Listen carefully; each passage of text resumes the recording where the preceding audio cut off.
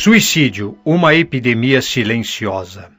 Esta cartilha fala sobre quebrar tabus e deixar de ter medo de falar sobre o assunto, o que ainda podemos fazer quando mais nada pode ser feito, como organizar um trabalho espiritual de socorro e assistência. Sumário. Mesmo quando achamos que não há mais o que fazer e tudo está consumado, ainda há muito a ser feito aos que clamam por socorro. Prefácio André Trigueiro. Capítulo 1. O mundo pede socorro. Primeiro tema. A cada 40 segundos, um suicídio. Segundo tema. O suicídio no mundo. Terceiro tema. O suicídio no Brasil. Segundo capítulo. Falando abertamente. Primeiro tema. O mundo atual e sua influência no número de suicídios. Segundo tema. Por que é tão difícil falar sobre o suicídio? Terceiro tema. Então, na verdade, as pessoas que tentam suicídio pedem por socorro?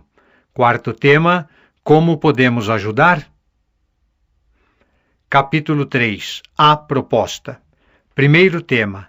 Mas o que se pode fazer por aqueles que já tiraram a própria vida?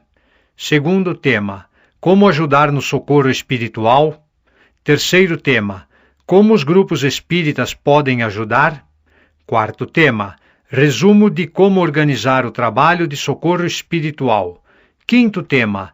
Dinâmica sugerida para a assistência. Sexto tema. Para receber mais orientações. Capítulo 4. Mensagens complementares. Primeiro tema. Chico Xavier nos orienta. Segundo tema. O autocastigo. Terceiro tema. Notas do livro Memórias de um Suicida. Capítulo 5. Algumas sugestões de leitura. Prefácio. Nunca houve tantas evidências de que a melhor maneira de enfrentar o problema do suicídio é falando sobre o assunto, entendendo os fatores de risco, compartilhando de forma responsável as informações que sustentam as campanhas de prevenção no Brasil e no mundo. Não seria exagero dizer que estas informações podem salvar vidas, especialmente quando sabemos da elevada intercorrência dos suicídios, 90% dos casos com patologias de ordem mental diagnosticáveis e tratáveis. Sob a ótica espírita, evitar o cometimento de suicídios tem outros desdobramentos importantes. Como a morte não existe, o primeiro grande choque se dá quando o suicida percebe-se vivo e constata que a dor que o afligia foi potencialmente agravada pelas consequências de seu ato. Aquele que malbarata a oportunidade da existência e desperdiça a chance de avançar na jornada evolutiva, rapidamente percebe que tomou a decisão errada. Embora não seja possível afirmar que todos os suicidas enfrentam a mesma realidade no plano espiritual, também aí cada caso é um caso, e um conjunto de variáveis define a extensão e o gênero do sofrimento. Para nós espíritas, em nenhuma hipótese, o suicídio representa alívio ou solução para os problemas. Quando um suicídio é evitado, livra-se o espírito de padecimentos que podem se estender, de acordo com alguns relatos, por até 2 séculos. Torna-se possível também reduzir a irradiação desequilibrada promovida por essas almas atormentadas no plano astral, que, não raro, afetam também a harmonia daqueles que ainda se encontram na condição de encarnados. Por fim, elimina-se também a propagação desse sofrimento por familiares e amigos do suicida, com legados negativos que podem influenciar outras decisões radicais. Perceba o ouvinte como uma única decisão, precipitada e infeliz, produz múltiplos efeitos, todos eles negativos e lamentáveis, nos 2 planos da existência. Proteger uma vida significa garantir o conforto e o bem-estar de muitos, a começar por aquele que evitou o autoextermínio. Cada um de nós é diretamente responsável pela própria sobrevivência e também pela manutenção da vida de todos que nos cercam, com amor e respeito. A presente cartilha sintetiza o que há de mais importante para que nós, espíritas, possamos atuar de maneira mais consistente, com resultados efetivos na prevenção do suicídio. É isso que nos distingue enquanto ser coletivo, em um projeto de civilização onde a proteção da vida é tarefa de todos. André Trigueiro, jornalista. Capítulo 1. O mundo pede socorro. A cada 40 segundos, um suicídio. A OMS, Organização Mundial da Saúde, vem, nos últimos anos, estimulando os países a adotarem políticas públicas para realizarem ações de prevenção com vistas à redução do alarmante número próximo de 1 milhão de suicídios por ano. A morte por suicídio não pode ser contabilizada como uma fria estatística. Devemos levar em conta os casos que se acumulam ano a ano. Se somados apenas os últimos 10 anos, no Brasil foram quase 120 mil suicídios e, no mundo, 10 milhões. Este é o impressionante censo que se acumula no plano espiritual, uma imensidade de espíritos em sofrimento inconcebível que necessitam de ajuda imediata. É necessário ampliar os trabalhos, não só o da prevenção, como também o do socorro espiritual. A comunidade espírita está convocada para auxiliar estes irmãos profundamente transtornados, principalmente nos trabalhos de socorro espiritual àqueles que já tiraram a própria vida. Esse é o objetivo deste audiolivro: informar e esclarecer sobre o problema do suicídio no Brasil e no mundo e orientar sobre como estruturar um trabalho de socorro a esses espíritos. GAIS, Grupo de Auxílio aos Espíritos em Sofrimento. O suicídio no mundo. A OMS, Organização Mundial da Saúde, fez um alerta. Mais de 800 mil pessoas cometem suicídio por ano no mundo. Isso representa uma morte a cada 40 segundos.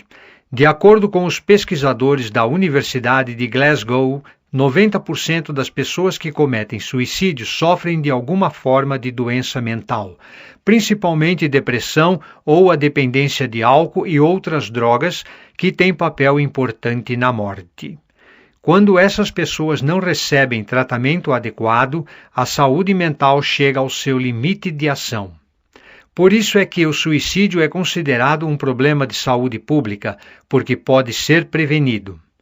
Nos últimos 45 anos, as taxas de suicídio aumentaram 60% e, se não for tomada uma atitude abrangente que mude drasticamente a mentalidade e o ambiente em que estamos inseridos, o índice dessas mortes ficará dobrado em 2020 e haverá, a cada 20 segundos, em algum lugar do mundo, alguém tirando a própria vida. Mesmo que o número total de mortes por suicídio fosse menor, seu enfoque continuaria o mesmo. Trata-se de uma questão relevante que toca a todos que se permitem senti-la. O número de suicídios, ou mesmo as tentativas, está crescendo. É preciso falar sobre isso abertamente, pois ainda é um tabu entender as causas e providenciar o apoio necessário. Ranking. Primeiro lugar.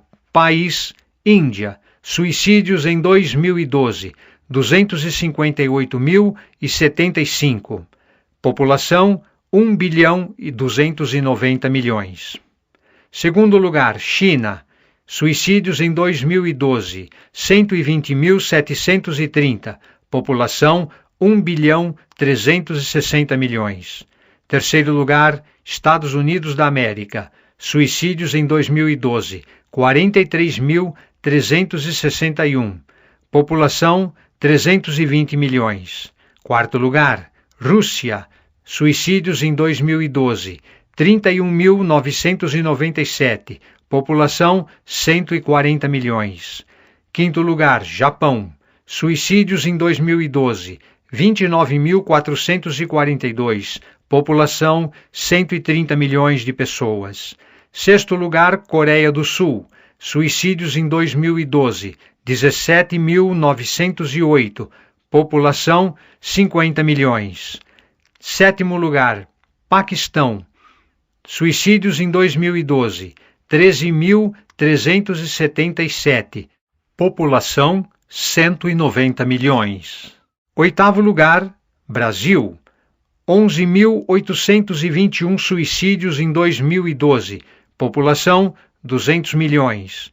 Nono lugar, Alemanha, 10.745 suicídios em 2012, população 80 milhões. Décimo lugar, Bangladesh, 10.167, população 160 milhões de pessoas. As fontes OMS e Wolfram Alpha, população, infografia, Gazeta do Povo. O suicídio no Brasil. Segundo a OMS, somos o oitavo país em números absolutos de suicídio no mundo. Isto significa que, diariamente, 32 pessoas se suicidam ou uma pessoa se mata a cada 45 minutos. Capítulo 2. Falando abertamente. Momento de derrubar tabus. As razões podem ser bem diferentes, porém muito mais gente do que se imagina já teve uma intenção em comum. Segundo estudo realizado pela Unicamp, 17% dos brasileiros, em algum momento, pensaram seriamente em dar um fim à própria vida e, desses, 4,8% chegaram a elaborar um plano para isso. Pensar em suicídio faz parte da natureza humana. Na maioria das vezes, no entanto, é possível evitar que esses pensamentos suicidas virem realidade. A primeira medida preventiva é a educação. É preciso deixar de ter medo de falar sobre o assunto, derrubar tabus e compartilhar informações ligadas ao tema. O mundo atual e sua influência no número de suicídios. As estatísticas mostram que o suicídio cresce não somente por questões demográficas e populacionais, mas também por problemas sociais que prejudicam o bem-estar de cada um e que estimulam a autodestruição. Nossa sociedade vive com diversas situações de agressão, competição e insensibilidade, campo fértil para que transtornos emocionais se desenvolvam. O antídoto para combater esta situação limita-se, no momento, ao sentimento humanitário que algumas pessoas têm. Por que é tão difícil falar sobre suicídio? O suicídio foi e continua sendo um tabu entre a maioria das pessoas. É um assunto proibido e que agride várias crenças religiosas, que veem como ato de blasfêmia. O tabu também se sustenta porque muitos veem o suicida como um fracassado, um derrotado que não quer mais viver. Por outro lado, os homens, por natureza, não se sentem confortáveis para falar da morte, principalmente do suicídio, pois isso expõe seus limites e suas fraquezas como se ficassem expostos a uma doença contagiosa. Esse ato só piora a situação, pois poucos veem o suicida como uma pessoa que clama silenciosamente por socorro. Então, na verdade, as pessoas que tentam suicídio pedem por socorro? Sim, é frequente pedir ajuda em momentos críticos, quando o suicídio parece uma saída. A vontade de viver aparece sempre, resistindo ao desejo de se autodestruir.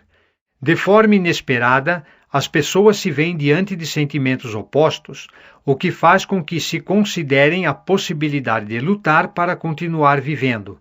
Encontrar alguém que tenha disponibilidade para ouvir e compreender os sentimentos suicidas fortalece as intenções de viver. Como podemos ajudar?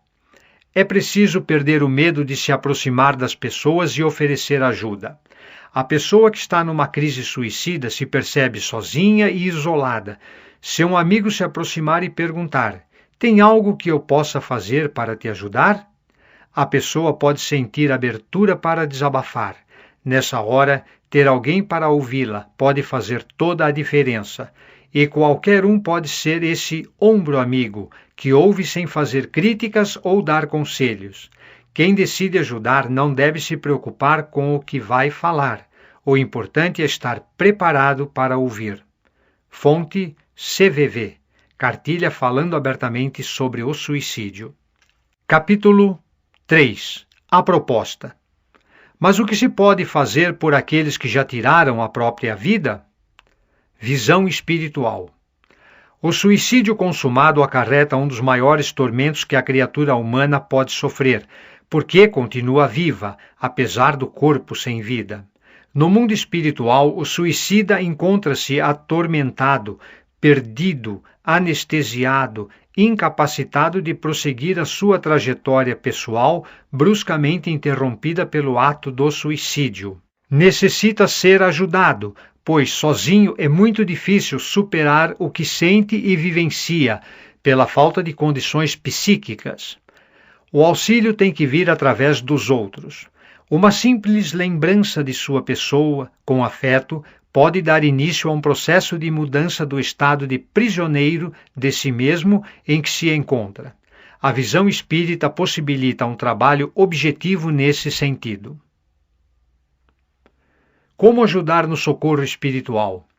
No plano da vida após a morte, encontram-se grupos de trabalho e apoio que atuam no encaminhamento e tratamento com vistas a socorrer pessoas que se encontram em estados psíquicos inadequados consigo mesmas e desencontrados com o tipo de vida própria desse plano. Um desses apoios é voltado ao socorro aos suicidas. Muitas vezes requerem a participação das pessoas que vivem no mundo corpóreo. São trabalhos conjuntos que exigem esforços de participação de ambos os lados. As vibrações dos encarnados são indispensáveis para que a ajuda seja consumada. Esses trabalhos, em conjunto com as equipes espirituais que se dedicam a socorrer os espíritos sofredores, foram bem relatados no livro Memórias de um Suicida, Federação Espírita Brasileira. Por essa razão, relembramos, quase 60 anos depois, essa importante obra que, através da psicografia de Ivone Pereira, apresenta detalhes da condição espiritual de pessoas que se mataram, os dramas vividos quando ainda encarnados e o complexo trabalho de socorrê-las. No capítulo 6, A Comunhão com o Alto, a obra citada apresenta essa proposta de trabalho conjunto entre os dois planos da existência. De um lado, os serviços a serem prestados pelos médios encarnados. De outro, os espíritos especializados nos cuidados daqueles que tiraram a própria vida e se encontravam em inalterável estado de inércia mental. Na atualidade, fase de transição e transformação planetária, as pessoas que se importam com a vida deparam-se perplexas, muitas vezes assustadas, com inúmeras catástrofes, conflitos, violências, corrupção e atitude e manifestações inesperadas de toda a ordem praticadas pela humanidade. Entre elas, 1 milhão de pessoas por ano que perdem sua vida pelo suicídio. Como os grupos espíritas podem ajudar? Trabalhadores da seara espírita dispostos a auxiliar, em conjunto com as equipes espirituais envolvidas no socorro aos suicidas, podem criar um grupo de trabalho da casa para socorrê-los. Esse grupo, cuidadosamente selecionado, ficará à disposição de uma equipe espiritual encarregada de trazer estes espíritos, a fim de receberem as vibrações amorosas e revigorantes, tão necessárias emitidas pelo grupo dos encarnados. É preciso que este grupo, pelas características do trabalho, seja exclusivo. As reuniões devem seguir uma agenda pré-estabelecida pelos seus integrantes. Com outros grupos, formar-se-á em pouco tempo uma legião de socorristas que auxiliará as forças do bem atentas ao saneamento dessa esfera espiritual. Resumo de como organizar o trabalho de socorro espiritual. Constituição de um grupo para o trabalho específico de assistência espiritual a espíritos suicidas. Esse trabalho pode ser realizado uma vez por mês, com frequência e calendário previamente estabelecido, por exemplo, toda a última segunda-feira do mês. Importante selecionar, com critério, os médiuns que vão participar do trabalho. Um pequeno grupo harmonioso é o bastante para sua realização. A emanação de fluidos e vibrações amorosas pelos participantes são a matéria-prima fundamental para o trabalho de socorro e auxílio dos espíritos em sofrimento. O intercâmbio com a equipe espiritual, que dará o apoio e o suporte ao grupo e encaminhará os espíritos necessitados de socorro, deve anteceder a constituição do trabalho, de forma a permitir que ele seja estruturado concomitantemente nos dois planos da vida. Lembrando, o estudo sobre o tema é fundamental para o preparo dos componentes do grupo. Veja algumas sugestões de leitura no capítulo 5. Dinâmica sugerida para assistência. Preparação: até 10 minutos. Iniciar com leitura do Evangelho ou textos edificantes com teor de esperança e consolo. Procurar sintonia através da prece de abertura com a legião de servos de Maria, que darão sustentação ao grupo e ao trabalho. O ambiente do trabalho deve ser sereno, com luz suave e música revitalizante, como sugestão, as 4 estações de Vivaldi. Mentalizar sempre a limpeza espiritual e a proteção energética do local. Atenção ao preparo individual para o dia do trabalho, evitando pensamentos desarmoniosos e estando atento, inclusive a uma alimentação mais leve. Pessoas que estejam enfermas, emocionalmente abaladas ou com depressão não devem participar do trabalho. Um grupo de 4 a 5 pessoas é o suficiente, devendo ser uma delas a responsável por dirigir os trabalhos. Vigilância de pensamentos e atitudes, evitando conversas e assuntos não pertinentes ao trabalho no ambiente. Assistência: 20 a 30 minutos. O dirigente deve comandar o início, colocando-se à disposição da equipe espiritual. Preferencialmente, os participantes do grupo devem, dentro da possibilidade, formar um círculo, fazendo, assim, uma corrente vibratória para doar energias com muito amor. O trabalho consiste basicamente na doação de fluidos e energias. Ectoplasma. A equipe espiritual trará até o ambiente espíritos necessitados para que recebam a ação de energia dos participantes. Não há necessidade de incorporação, somente o choque anímico do contato energético entre o espírito desencarnado e o espírito encarnado é o suficiente para auxiliá-los. Durante o trabalho, o dirigente do grupo deve solicitar e conduzir as doações de energias, auxiliando os atendimentos. Poderá, neste momento, criar quadros mentais calmantes, realizar a leitura de pequenos textos edificantes e permitir que os médiuns relatem o que estão percebendo no ambiente, sempre de forma amorosa e serena, visando a harmonia entre os planos. Também são assistidos, neste trabalho, além dos suicidas, muitos espíritos que desencarnaram de forma violenta. Encerramento: até 10 minutos. O dirigente deve conduzir o encerramento, cuidando agora da reposição das energias despendidas pelos médiuns. Verificar se todos estão bem e pedir para que se desliguem das impressões do trabalho e se liguem na beleza da vida que emana do Criador. Agradecer a todos os integrantes da equipe, encarnados e desencarnados, e encerrar com uma prece. A água fluidificada é um recurso que pode ser utilizado ao final. O grupo deve trocar rápidas impressões sobre o trabalho realizado, corrigindo e ajustando o que sentirem necessidade com vistas ao trabalho seguinte. Para receber mais orientações, através do e-mail apoio.gais@gmail.com. Você pode receber outras informações e esclarecimentos, agendar palestras, tirar dúvidas e solicitar material impresso ou eletrônico para divulgação. Acesse também facebook.com/apoio.gais. Mensagens complementares. Chico Xavier nos orienta. Aproveitando a oportunidade do seu profundo conhecimento da matéria, nós perguntamos: Chico, Os espíritos acham que os sofrimentos dos suicidas decorrem de um castigo de Deus? Não, não decorrem de um castigo de Deus, porque Deus é a misericórdia infinita, a justiça perfeita.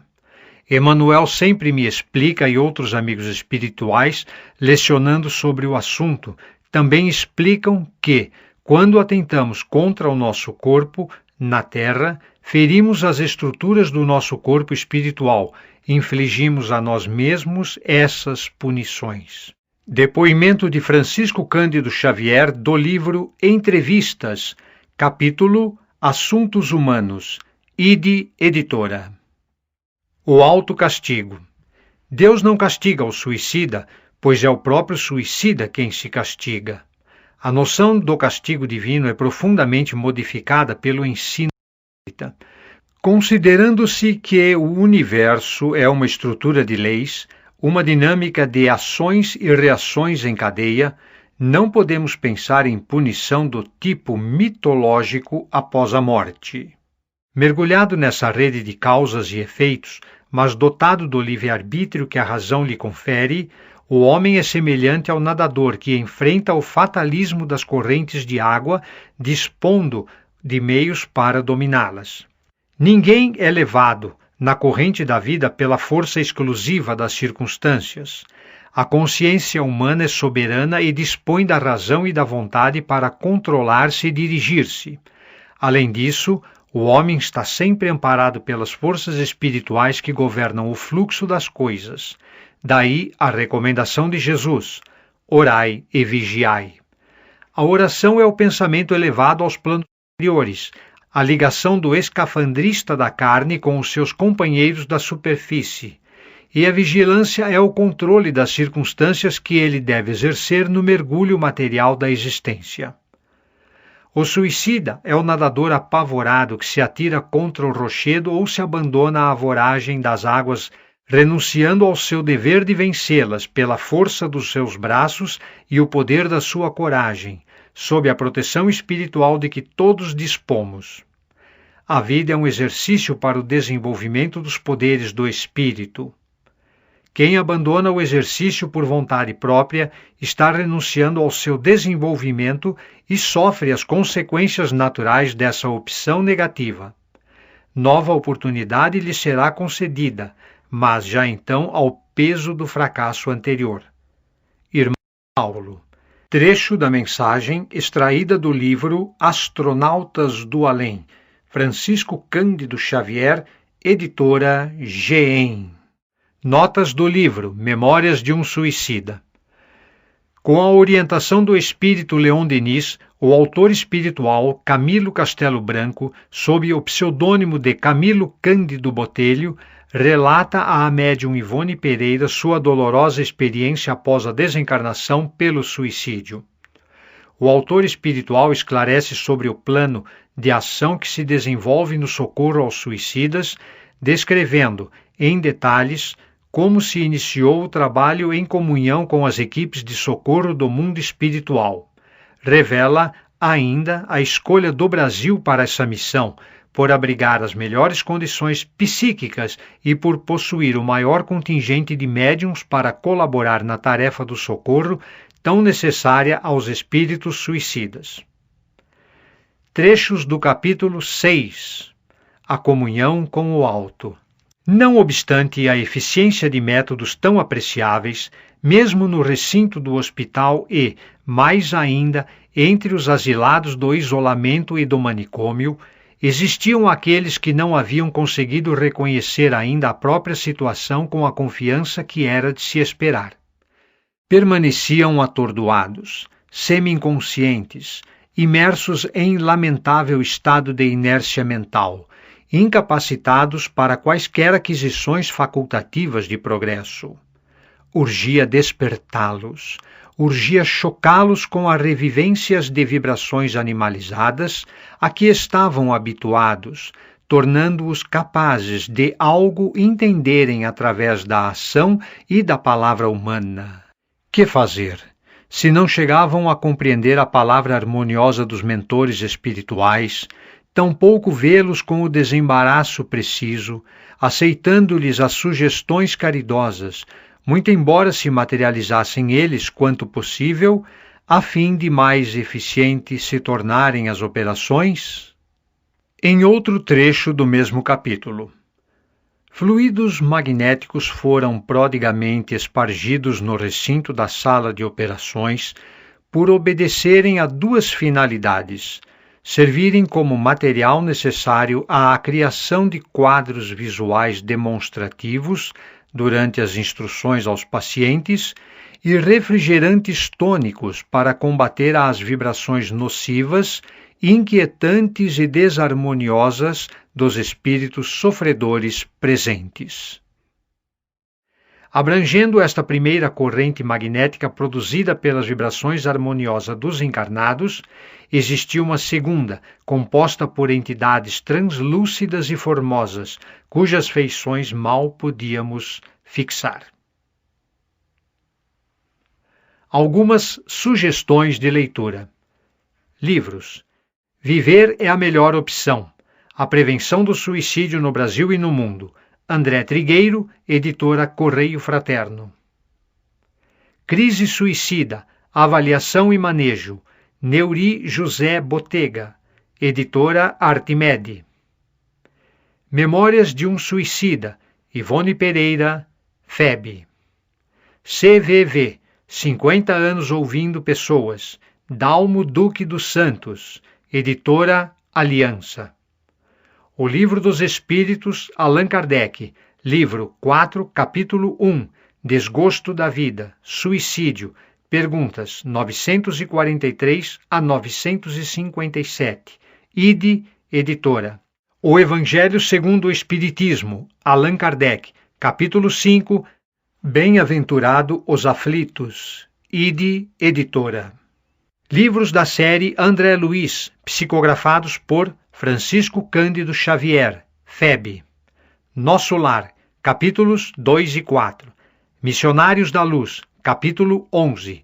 Obreiros da Vida Eterna, capítulos 5, 7 e 19. No Mundo Maior, capítulo 16. Libertação, capítulos 12 e 17. Entre a Terra e o Céu, capítulos 9, 20, 28 e 33. Ação e Reação, capítulos 7, 12 e 15. E a Vida Continua, capítulos 3 e 15. Na internet, Centro de Valorização da Vida, www.cvv.org.br. Rede Brasileira de Prevenção do Suicídio, www.rebrapis.com.br. Apoio a perdas irreparáveis, www.redeap.org.br. Documento: Prevenindo o Suicídio, OMS. Principais fatos sobre suicídio, OMS. Primeiro relatório sobre prevenção do suicídio, OMS. Mapa Mundial do Suicídio, OMS. Organização Mundial da Saúde. Sobre o gás. O Grupo de Auxílio aos Espíritos em Sofrimento é formado por trabalhadores, voluntários, espíritas, que auxiliam na prevenção e amparo aos espíritos em sofrimento, que desencarnaram de forma violenta. Nota importante. Nossos agradecimentos pelo apoio e esclarecimentos recebidos pelo Centro de Valorização da Vida, CVV, que é uma entidade desvinculada de qualquer linha religiosa e apoia todas as iniciativas que visem a prevenção do suicídio, em qualquer grupo de estudos ou práticas religiosas. Ao longo de sua existência de mais de 50 anos, o CVV continua sustentando a visão de que o suicídio é uma realidade trágica em todas as populações, crenças e culturas e que não deve existir barreiras à sua prevenção. É preciso falar abertamente sobre esse assunto e, mais do que isso, é preciso fazer algo para reduzir o número de pessoas que buscam, na morte, a saída para os seus conflitos. 10 de setembro, Dia Mundial de Prevenção do Suicídio.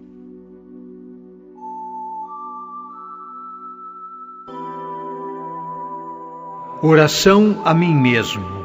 Autor desconhecido. Deus, não consintas que eu seja o carrasco que sangra as ovelhas, nem uma ovelha na mão dos algozes. Ajuda-me a dizer sempre a verdade na presença dos fortes e jamais dizer mentiras para ganhar os aplausos dos fracos.